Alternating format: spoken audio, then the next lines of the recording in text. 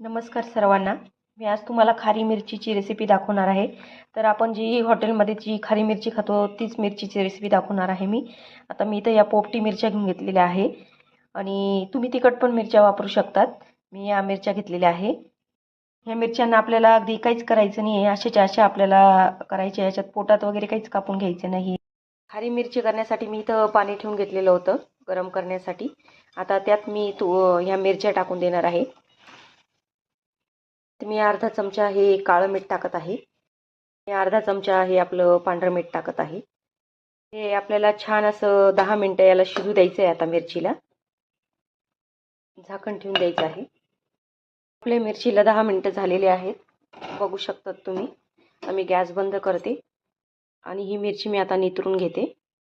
अशी मिरची व्यवस्थित नितरून घ्यायची आहे आपल्याला. याच्यातलं पाणी सगळं काढून घ्यायचं आहे आणि एका वाटीत काढून घ्यायची आहे. आपल्याला खूप मिरची शिजवायची नाही आहे.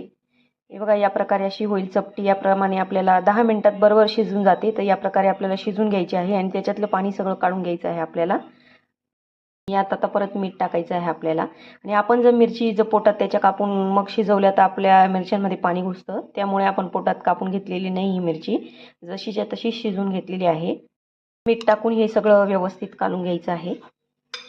जे आपण हॉटेलमध्ये खातो मिरची तोंडी लावायला असते ठेवलेली, तीच ही मिरची आहे. खूप छान लागते खाण्यासाठी. तर नक्की करून बघा. आपली खारी मिरची तयार झालेली आहे. बघू शकता किती छान झालेली आहे. तर ही आपण जेवणामध्ये तोंडी लावण्यासाठी खाण्यासाठी खूप छान लागते. तर नक्की करून बघा. आणि ही मिरची गार झाली की तुम्ही एखाद्या काचेच्या बरणीमध्ये भरून ठेवू शकतात आणि ही 8 ते 10 दिवस खूप छान टिकते. त्याच्यामुळे काही अडचण येत नाही. नक्की ट्राय करा. जर माझे व्हिडिओ आवडत असेल तर माझ्या चॅनलला सबस्क्राईब करा, लाईक्स करा, कमेंट करा आणि मला सपोर्ट करा. धन्यवाद.